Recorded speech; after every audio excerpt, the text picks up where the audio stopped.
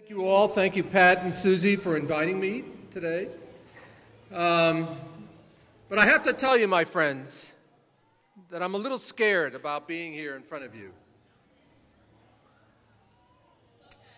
It's okay? Well, let me tell you why. I mean, I have spoken all over the world. I've spoken before business leaders, world leaders, activists, but I have never been so inspired and in awe, never been so impressed, never been so excited in seeing what I've seen today.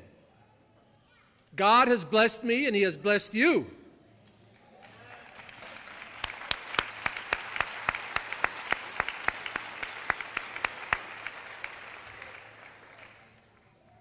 Let me begin with a story.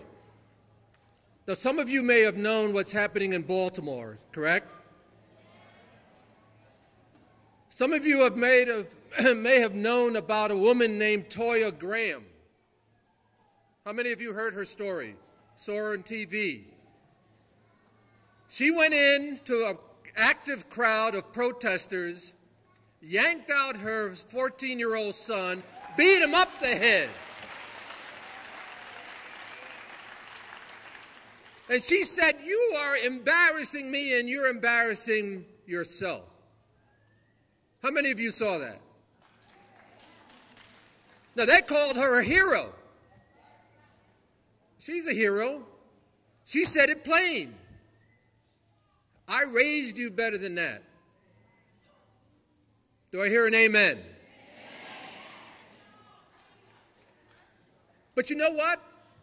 After sitting here today, listening to stories about how people failed and got up, how they persevered, how they saw new opportunities for themselves and for their children, how they saw hope and promise and potential in their children that they did not see until they became part of this program. That's why I'm afraid. Because I am in front of a room of 300 and plus heroes and heroines. Give yourself a round of applause.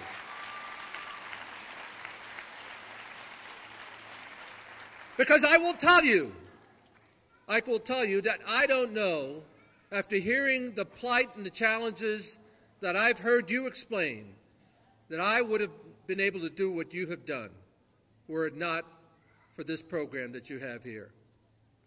This is an extraordinary program that not only has benefited you, but will benefit your children and your children's children. We heard this plainly today, did we not?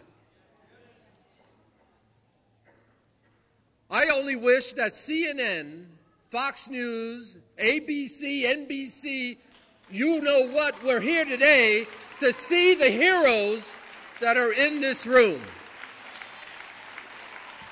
Now wait, let me tell you why. Because Toya Graham saved her son's life for that one particular moment.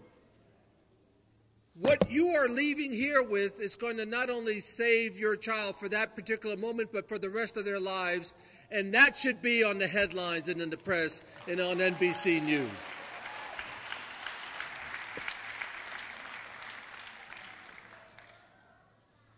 You know, the lessons that you've learned as part of this, I can tell you medical students and residents where I teach don't know that as much.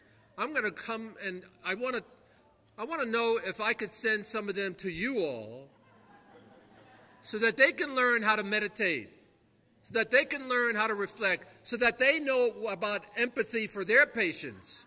So they're not complaining about their patients when they're not showing up because they don't understand the trials and tribulations and the challenges that they face. This is an extraordinary experience for me. Let me tell you a little bit about why I'm involved with this and why I'm so happy to be here. 10 years ago,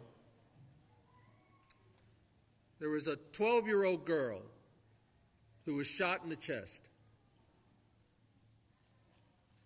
And you bear with me if I get emotional here. But I was recruited to build the best trauma program at Cincinnati Children's Hospital, and we did have the best trauma program. It was so good that the National Accreditation Society came and said, Dr. Garcia, you have assembled a team of people here that if somebody was going to die, if they were at another hospital, if they came to Cincinnati Children's with an injury, they would not die. But despite having the best trauma program at the best children's hospital in the country, that 12-year-old girl died as a result of her gunshot wound. I had my hands in her chest. I massaged her heart. I tried to save her life. And when I went out to tell that mother that her baby died, that's right, her baby, even though she was 12. It was her baby. And I said we did everything we could, that she didn't suffer in pain. Something inside of me told me that I did not do everything that I could. Yes, as a doctor, but not as a human being. On this stage, you have people who are not just doing the best they can, they are doing what is necessary to save not only the lives of your children, but countless lives from here until eternity. Because if we spread this program the way it should be spread, then we will save lives. And you can tell me that my life and work has not been in vain. You have a responsibility to share this with other members in your family, neighbors in your projects, neighbors in your neighborhood, so that it's not just 300, but we're going to have to fill up Paul Brown Stadium because of all the parents that are part of this program.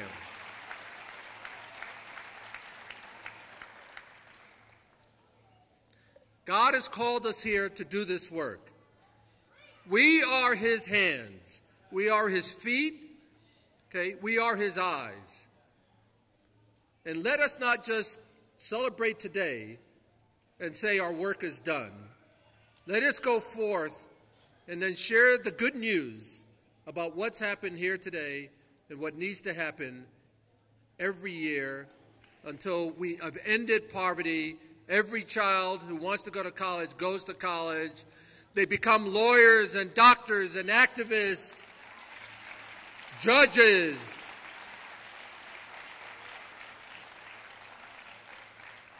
And if you believe this, I want you to stand up and I want you to make a promise to the person to your right that you will leave here, stand up, make a promise to the person on your right that you will leave here and tell another 5 families to recruit them to come to the Leadership Scholars Academy. So help me God. Say it. Do I hear an amen? Do I hear an amen? Take your seats.